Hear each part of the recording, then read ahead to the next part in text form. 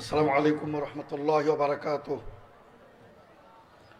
ইন্নাল হামদালিল্লাহ ওয়াস সালাতু ওয়াস সালামু আলা রাসূলিল্লাহ, আম্মা বা'দ।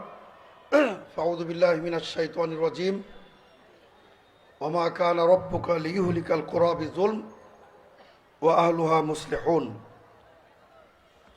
আলহামদুলিল্লাহ,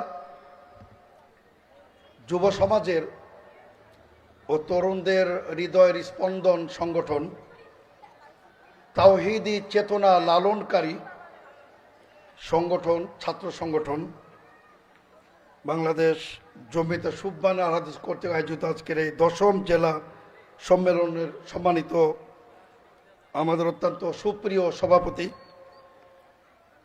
মোহাম্মদ শাইখুল ইসলাম, শাইখুল ইসলাম, সভাপতি জমিয়তে সুবহানে আল হাদিস বাংলাদেশ যশোর জেলা, মডারেটর অধ্যাপক মোহাম্মদ তাওহিদুল ইসলাম এবং উদ্বোধক আপনাদের সকলের সুপরিচিত এই যশোর জেলার কৃতি সন্তান অধ্যাপক শেখ আহমদ আলী এবং সাংগঠনিক অধিবেশনের উদ্বোধক অধ্যক্ষ শেখ মোহাম্মদ মনিরুল ইসলাম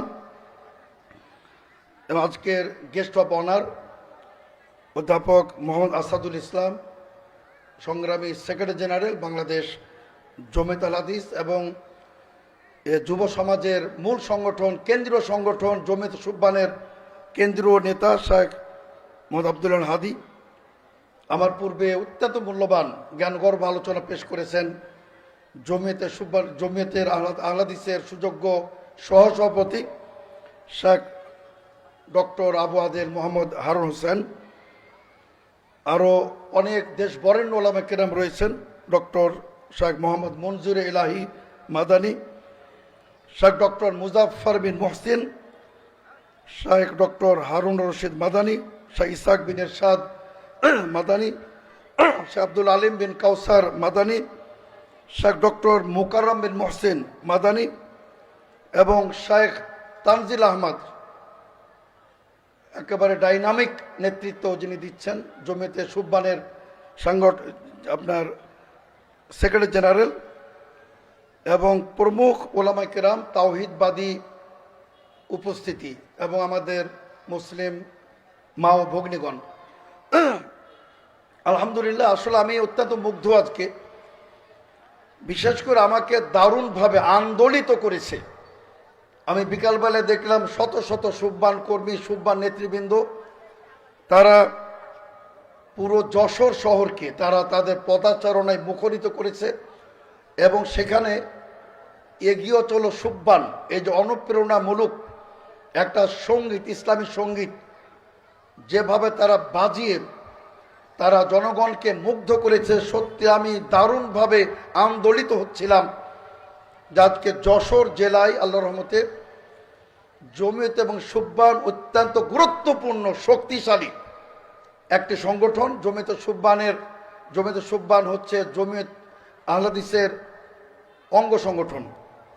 সম্মানিত সুধীবৃন্দ, আমি একটা কথা বলতে চাই যে জমিয়ত সুবহান এটা নিঃসন্দেহে শিক্ষাঙ্গনে এবং তরুণদের, যুব সমাজের, ছাত্রদের সবচেয়ে গুরুত্বপূর্ণ এবং সঠিক তাওহীদি চেতনা লালনকারী একটি যুব সংগঠন। আলহামদুলিল্লাহ, এখানে আপনার ওই উদীচীদের মতো সাংস্কৃতিক শিল্পী গোষ্ঠী, উদীচীদের মতো ওই আলোর মিছিল আর মোমবাতি প্রজ্বলন করে শত শত লক্ষ লক্ষ টাকা অপব্যয় করার এ সংগঠন নয়। এরা মানুষের হৃদয়কে আলোকিত করতে চায়, মানুষের হৃদয়ে তাওহীদের বীজ বপন করতে চায়, যুব সমাজকে তাদের যৌবনকালকে আল্লাহর ইবাদতের মধ্যে তার নিবিষ্ট রাখতে চায় এবং সন্ত্রাসে কোনো কার্যক্রমকে তারা আশ্রয় প্রশ্রয় দেয় না। তারা হল দখলের লড়াই বিশ্বাস করে না, তারা বিশ্বাস করে তাওহীদি চেতনা লালন করে বাংলাদেশের বুক থেকে শিরক বিদআত উৎখাত করার পিছনে তারা জমিয়তে আল হাদিসের অত্যন্ত শক্তিশালী একটি অঙ্গ সংগঠন বাংলাদেশ জমিয়তে সুবহান আল হাদিস। এমনকি সম্মানিত সুধীবৃন্দ, এরা ছাত্র ইউনিয়নের মতো এরা সেই রকম আপনার তাদের কোনো কর্মকাণ্ড নাই, কর্মসূচি নাই। ছাত্র ইউনিয়ন, ছাত্র ফেডারেশন, ছাত্র মৈত্রী, এমনকি আপনার ছাত্রলীগ, ছাত্রদল, শিবির প্রত্যেকের চেয়ে অনন্য একটি ব্যতিক্রম ধর্মী সংগঠন হলো জমিয়তে সুবহান আল হাদিস। আলহামদুলিল্লাহ, আমি মনে করি যে এই যুব সমাজে এবং ইউনিভার্সিটিতে, কলেজে, মাদ্রাসায় সুবহানের ব্যাপক কার্যক্রম ছড়িয়ে দেওয়া উচিত। সম্মানিত সুধীবৃন্দু, অনুরূপভাবে আমি বলতে চাই যে দাওয়াতের ময়দানে বাংলাদেশে যত দল, যত সংগঠন কাজ করে যাচ্ছে, তার মধ্যে জমিয়ত আহলে হাদিস একেবারে ব্যতিক্রম ধর্মী, অনন্য এবং সবার চেয়ে একটি শ্রেষ্ঠ সালাফি মানহাজের উপর ওয়াহি ভিত্তিক বিশ্বনবী এবং সাহাবা কেরামের যে দাওয়াত, ওয়ালাকাদ বাআসনা ফি কুল্লি উম্মাতির রাসূলা আন ইউবুদুল্লাহ ওয়াজতানিবুত তাগুত, সেই নীতি আদর্শে পরিচালিত বিশ্বনবীর মানহাজে, সাহাবা কেরামের মানহাজে পরিচালিত আপাম বাংলাদেশের জনগণের অত্যন্ত হৃদয়ের প্রাণের সংগঠন, সমাদৃত সংগঠন, যেটা আপনার বিংশ শতাব্দীর অপ্রতিদ্বন্দ্বী ক্ষণজম্মা মহাপুরুষ আল্লামা আব্দুল হক কাফি আল কুরাইশি রাহিমাহুল্লাহ এবং শিক্ষা জগতের কিংবদন্তি ব্যক্তিত্ব আল্লামা প্রফেসর ডক্টর আব্দুল বারী রেখে যাওয়া আমানত আজকে আমরা ধারণ করেছি। সম্মানিত সুধীবৃন্দু, তো আমি মনে করি যে আমরাই সেই মানহাজের উপর প্রতিষ্ঠিত, যে আমরা সবার আগে বাংলাদেশের মুখ থেকে আমরা শিরক বেদাত উৎখাত করে আল্লাহর জমিনে আমরা তাওহীদ প্রতিষ্ঠা করতে চাই। সম্মানিত সুধীবৃন্দু, আমরা যেমন ভাবে বাংলাদেশের সমস্ত মুসলিম উম্মার মধ্যে, বিশ্বের মুসলিম উম্মার মধ্যে আমরা একটা ঐক্য এবং সংহতি প্রতিষ্ঠা করতে চাই, ঐক্যবদ্ধভাবে ওয়াতাসিমু বিহাবলিল্লাহ জামিআ ওয়ালা তাফাররাকু। তার কারণ আমরা যখন অনৈক্য হব, আমরা যখন দলাদলি করব, আমরা যখন বিভাজন করব, তখন মুসলিম উম্মাহ দুর্বল হয়ে যাবে। এটা স্বয়ং আল্লাহ তাআলা বলেছেন, ওয়াতাযহাবা রিহুকুম, তোমাদের বায়ু বেরিয়ে যাবে, তোমরা শক্তিহীন হয়ে যাবে, তোমরা দুর্বল হয়ে যাবে। সুতরাং আমরা মুসলিম উম্মাহর ঐক্যবদ্ধ একটি জাতি হিসাবে আমরা আমাদের সমস্ত প্রয়াস জমিয়ত আহলে হাদিস চালিয়ে যাচ্ছে। সম্মানিত সুধীবৃন্দু, তারই সাথে আমাদের সবচেয়ে বড় বৈশিষ্ট্য সহিহ সুন্নাহ। হাদিসের প্রতি, সুন্নাহর প্রতি তো অনেক আমলের দাবিদার, কিন্তু সহিহ সুন্নাহ, যেটা ইমাম আবু হানিফা রাহমাতুল্লাহ বলে গেছেন, ইদা সহাল হাদিসু ফাহুয়া মাযহাবি, কিন্তু কাজে কর্মে মূলত এই চেতনায় বিশ্বাসী কেবলমাত্র হাদিসগণ। তার কারণ তাদের প্রত্যেকটি আমল আলহামদুলিল্লাহ সহিহ সুন্নাহ ভিত্তিক। আপনি পরীক্ষা নিরীক্ষা করে দেখবেন, আমাদের প্রত্যেকটা হাদিস নির্ভেজাল এবং বিশুদ্ধ আলহামদুলিল্লাহ। তারই সাথে আমরাই পৃথিবীর মধ্যে একমাত্র সংগঠন, একমাত্র জামাত, একমাত্র উম্মাহ, যা আমরা জয়ীফ হাদিসকে প্রত্যাখ্যান করে বিশ্ব নবীর সহিহ হাদিস মোতাবেক আমরা আমাদের জীবনকে পরিচালনা করতে চাই। সম্মানিত সুধীবৃন্দু, আমি দেখুন আপনাদের সম্মুখে একটা আয়াতে কারিমা দ্বারা শুরু করেছিলাম, যেখানে আল্লাহ তাআলা বলছেন যে ওমা কানা রাব্বুকা লিইউহলিকাল কুরা বিযুলম ওয়া আহলুহা মুসলিহুন। সম্মানিত সুধীবৃন্দু, আমি একটু প্রেক্ষাপটটা নিয়ে আয়াতের অনুবাদের পূর্বে, এই যে দেখছেন বর্তমান বাংলাদেশ উপর্যুপরি ভূমিকম্প আপনার বাংলাদেশে হচ্ছে, বাংলাদেশ প্রত্যক্ষ করছে, প্রতিদিন একটা আতঙ্ক, মাঝারি ভূমিকম্প, মৃদু ভূমিকম্প, আবার আবহাওয়াবিদরা ভবিষ্যৎবাণী করছেন যে বড় ধরনের বিপদ আসতে পারে, বাংলাদেশকে তছনছ করে দিতে পারে, হাজার হাজার লক্ষ লক্ষ বাড়িঘরকে বিধ্বস্ত করে মাটির সাথে মিশিয়ে দিতে পারে। সম্মানিত সুধীবৃন্দু, আমি মনে করি আহলে হাদিসরা যদি না থাকতো আল্লাহর জমিনে, এই পৃথিবী অনেক আগে ধ্বংস হয়ে যেত। সম্মানিত সুধীবৃন্দু, তার কারণ আল্লাহ তাআলা স্বয়ং বলেছেন যে ওমা কানা রাব্বুকা লিইউহলিকাল কুরা, হে রাসূল সাল্লাল্লাহু আলাইহি ওয়াসাল্লাম, আপনার পরওয়ারদিগার, আপনার প্রতিপালক কোন জনপদকে, কোন দেশকে, কোন এলাকাকে, কোন ভূখণ্ডকে তিনি বিধ্বংস করতে চান না যতক্ষণ পর্যন্ত তার অধিবাসীরা সংস্কারবাদী, তার অধিবাসীরা তাওহীদ প্রতিষ্ঠায় সংগ্রামে লিপ্ত থাকবে, প্রচেষ্টা চালাবে, ততদিন পর্যন্ত আল্লাহ বলছেন আমি এই জনপদকে আমি ধ্বংস করব না। সম্মানিত সুধীবৃন্দু, এই যে ভূমিকম্প হচ্ছে কারণ কি? কিছু হাস্যকর বক্তব্য এসেছে। শেখ হাসিনা বলেছেন তাকে মৃত্যুদণ্ডে দণ্ডিত করা হয়েছে, সে কারণে বাংলাদেশে ভূমিকম্প হচ্ছে। আবার কেউ বলেছেন যেহেতু শেখ হাসিনার মৃত্যুদণ্ডের রায় কার্যকর হতে বিলম্ব হচ্ছে সুতরাং ভূমিকম্প হচ্ছে। কেউ বলছেন যে যেহেতু এখনো নির্বাচনের তাফসিল ঘোষণা হচ্ছে না সে কারণে ভূমিকম্প হচ্ছে।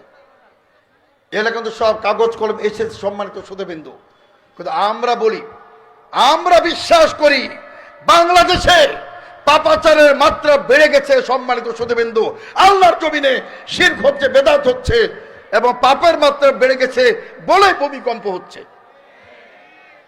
আপনি চিন্তা করতে পারেন সেই ভণ্ড নাস্তিক বাউল নেতা আবুল হোসেন সরকারের অধ্যত্বপূর্ণ ধৃষ্টতাপূর্ণ আল্লাহর শানে যিনি আকরামুল আকরামিন, যিনি জুল জালাল আল ইকরাম, যিনি রব্বুল আলামিন, যিনি রব্বুস সামাওয়াতিল আরদ, যিনি রব্বু জিবরিল ও রব্বু মিকাইল ও রব্বু ইসরাফিল, রব্বু ইব্রাহিম আল খলিল, রব্বু মুহাম্মদ সাল্লাল্লাহু আলাইহি ওয়াসাল্লাম, রব্বু মূসা ও রব্বু হারুন, সেই মহান আল্লাহ যিনি আমাদের স্রষ্টা, তাকে নিয়ে সে যেভাবে অশ্লীল, ধৃষ্টতাপূর্ণ, অশালীন এবং অভদ্র অশোভিত আচরণ করেছে, যে আল্লাহর কথার নাউজুবিল্লাহ, আমি শুধু আপনাদেরকে জানানোর জন্য বলতেছি, আল্লাহর কথার নাকি গুয়াও নাই, মাথায় নাই, নাউজুবিল্লাহ। আজকের এই যশোর জেলার এই ঐতিহাসিক ময়দান থেকে আমরা জোরালো দাবি জানাই, অনতিবিলম্বে আবুল হোসেনের সরকারের মৃত্যুদণ্ড কার্যকর করতে হবে সম্মানিত সুধীবৃন্দ। এবং শুধু তাই নয়, এই বাংলাদেশের বুকে আমার পূর্বে শাহ আবু আব্দুল হারুন হোসেন বলে গেছেন, কাদিয়ানীদের রাষ্ট্রীয়ভাবে তাদের অমুসলিম ঘোষণা করতেই হবে সম্মানিত সুধীবৃন্দ। তারা অবশ্যই দেশের নাগরিক, কিন্তু তারা অমুসলিম হিসাবে সকল নাগরিকদের সুযোগ সুবিধা ভোগ করবে, কিন্তু মুসলিম পরিচয়ে আমরা এটা মেনে নিতে পারি না সম্মানিত সুধীবৃন্দ। অনুরূপভাবে সম্মানিত সুধীবৃন্দ, যারা হাদিস অস্বীকারী একটি গ্রুপ বেরিয়েছে, মুনকিরিন হাদিস, এদেরকেও রাষ্ট্রীয়ভাবে কাফের ঘোষণা করতে হবে সম্মানিত সুধীবৃন্দ। অনুরূপভাবে যারা ইসলামের বিরুদ্ধে কথা বলে, বিশ্বনবীর শানে অবমাননাকর উক্তি ব্যক্ত করে, তাদেরকে আমরা বলি তাদেরকে দ্রুত মৃত্যুদণ্ডে দণ্ডিত করতে হবে সম্মানিত সুধীবৃন্দ। প্রয়োজনে ব্লাসফেমি আইন করে যারা ইসলামের শানে, বিশ্বনবীর শানে, কোরআনের শানে, আল্লাহর শানে যারা আপনার অধ্যত্ত আচরণ করবে তাদেরকে দুষ্কৃতিকারী চিহ্ন করে অনতি বিলম্বে তাদেরকে ফাঁসির কাছে ঝুলাতে হবে। বলুন ঠিক কিনা? তো সম্মানিত সুধীবৃন্দ, আমি অত্যন্ত গর্বের সাথে বলতে চাই, এই বাংলাদেশের বুকে সারা পৃথিবীতে তাওহীদের কথা বলে কেবল আহলাদিসরা আলহামদুলিল্লাহ। আমরা জাতিকে বুঝাতে চাই, মেহরবানি করে মাজার পূজা করবেন না, শিরক করবেন না, কবর পূজা করবেন না, এক আল্লাহর ইবাদত করুন। কেন ইবাদত করবেন আল্লাহ তাআলা ক্লিয়ার বলে দিয়েছেন যে তারা সম্মিলিতভাবে লা ইয়াখলুকু যুবাবান, একটি মাছিও সৃষ্টি করতে পারবে না। যে আল্লাহ নভমণ্ডল সৃষ্টি করেছেন, ভূমণ্ডল সৃষ্টি করেছেন, চন্দ্র সূর্য পাহাড় পর্বত নদ নদী খাল বিল পাহাড় গাছপালা সৃষ্টি করেছেন, সেই আল্লাহ পাক রব্বুল আলামিন হুয়াল খাল্লাকুল আলিম, মহান স্রষ্টা, মহান প্রজ্ঞাবান। সুতরাং তার ইবাদত করতে হবে, যে একটি মাছিও সৃষ্টি করতে পারে না। তোমাকে সে কিভাবে সন্তান দিবে সম্মানিত সুধীবৃন্দ? এই উপলব্ধি চেতনাটা আমরা আমাদের জাগ্রত করতে চাই, তাওহীদের বীজ বপন করতে চাই। আপনি মাজারে দৌড়াবেন না, আল্লাহর সাথে শিরক করবেন না। খাজা বাবা, আপনার মঈনুদ্দিন চিশতি, আব্দুল কাদের জিলানী রাহিমাহুল্লাহ, যত বড় বড় আলিয়া উলিয়া, তারা তাদের কবরে যে শায়িত আছেন, তারা তাদের পার্শ্বটা ডানে বামে হওয়ার তাদের ক্ষমতা নাই। তাদের কথা বলার শক্তি নাই, কিভাবে আপনাকে তারা সন্তান দান করবে? সম্মানিত সুধীবৃন্দু, এ তাওহীদি চেতনা আমরা বাংলাদেশের জনগণের মধ্যে আমরা এই বীজকে বপন করতে চাই। সম্মানিত সুধীবৃন্দু, এজন্য আল্লাহ রাসূল সাল্লাল্লাহু আলাইহি ওয়াসাল্লাম তিনি বলেছেন, ফাতুবা লিল গুরাবা, যারা আপনার বেদাতীদের ভিড়ে, মাজার পূজকদের ভিড়ে মুসলিমে হকপন্থী, বিশ্বনবী বলেছেন এদের জন্য জান্নাতের সুসংবাদ। এরা কারা?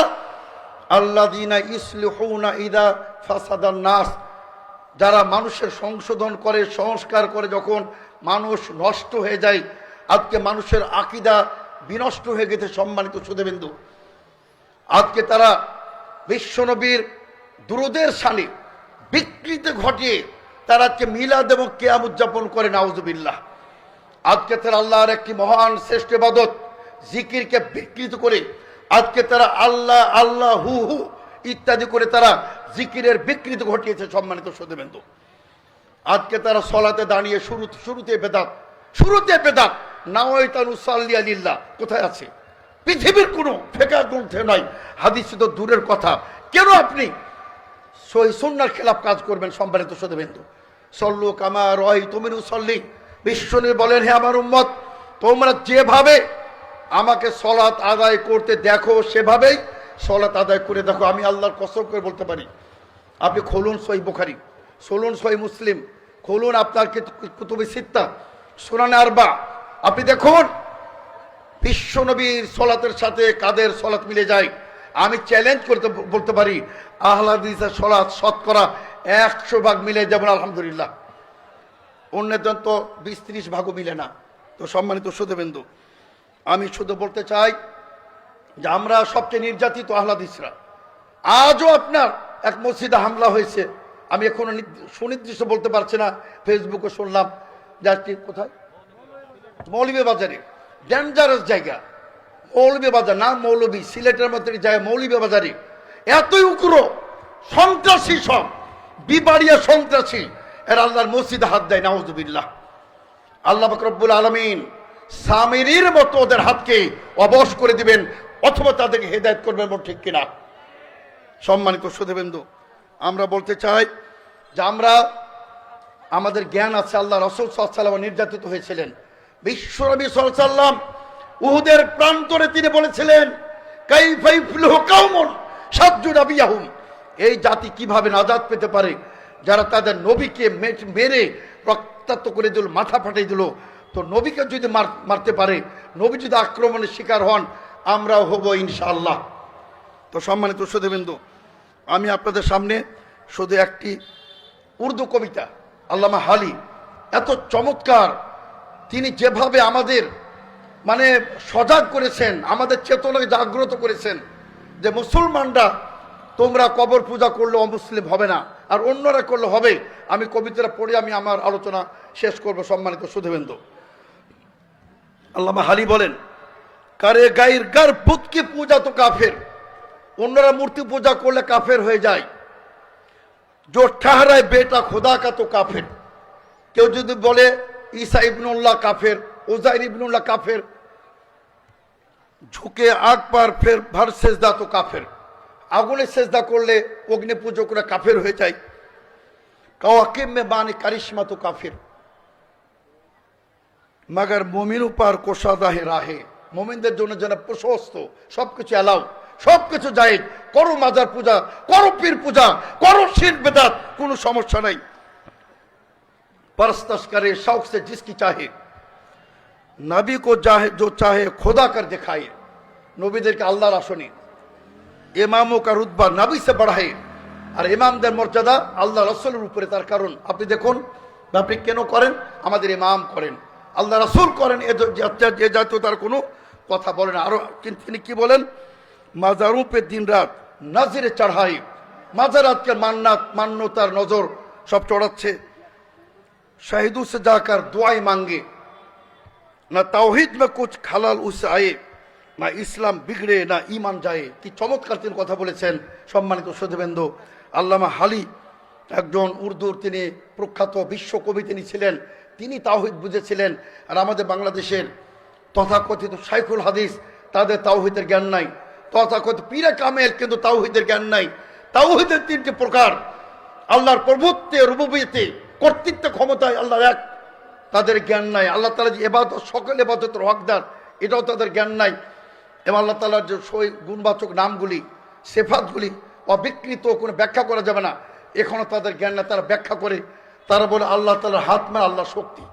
আল্লাহ বলেন বাল ইয়াদাহু মাবসুতাতান, আল্লাহ তাআলার দুটি হাত রয়েছে, তার মানে আল্লাহ তাআলার কি দুটি শক্তি? আল্লাহ তাআলার কি শক্তি সীমিত? আপনাকে ব্যাখ্যা কে দিল আল্লাহ তাআলার এখানে হাত মানে শক্তি? এভাবে আমরা বলতে চাই, তারা আমাদের উল্টা বলে দেহবাদী, নাউজুবিল্লাহ। তা আমরা বলতে চাই, সম্মানিত শ্রোতাবৃন্দ, আপনার বিবেককে কাজে লাগান। আপনি আল্লাহ তাআলার একজন মানে এই জমিনে আল্লাহ তাআলা আপনাকে পাঠিয়েছেন মাখলুক, একজন আশরাফুল মাখলুকাত আমরা বলি। সুতরাং আপনি এসে এখানে মাজার পূজা করবেন, কবর পূজা করবেন, পীর পূজা করবেন, আর বিশ্বনবীর মানহাজের খেলাফ চেহালাম করবেন, কুলখানি করবেন, এটা অত্যন্ত গর্হিত কাজ। সম্মানিত শ্রোতাবৃন্দ, আমি আলোচনা দীর্ঘ করতে চাই না, যেহেতু আমাদের সফর রয়েছে। এবং আজকে আলহামদুলিল্লাহ অনেক বরেণ্য ওলামায়ে কেরাম একের পর এক স্টেজে দেখুন, আলহামদুলিল্লাহ কত বড় বড় ওলামায়ে কেরাম রয়েছেন। আমরা প্রত্যেকে আলোচনা শুনবো ইনশাল্লাহ, এবং আশা করি আপনারা বাংলাদেশ জমিয়ত আহলে হাদিসের পাশে দাঁড়াবেন, এই সংগঠনকে শক্তিশালী করবেন, জমিয়তে সুবহানকে আপনারা সর্বদিক দিয়ে সাহায্য করবেন, পাশে থাকবেন, এই প্রত্যাশা ব্যক্ত করে আমি আজকে নবনির্বাচিত কমিটিকে, সুবহানের নবনির্বাচিত কমিটিকে আমি ব্যক্তিগত বাংলা জমিয়ত আহলে হাদিসের পক্ষ থেকে আমি প্রাণঢাল অভিনন্দন, শুভেচ্ছা জ্ঞাপন করি। আমি এই আহ্বান জানিয়ে আপনাদেরকে সকলকে ধন্যবাদ জানিয়ে আমি এখানে আমার আলোচনা শেষ করছি। ওয়া আখিরু দাওয়ানা আলহামদুলিল্লাহি রাব্বিল আলামিন। আসসালামু আলাইকুম ওয়া রাহমাতুল্লাহি ওয়া বারাকাতুহু।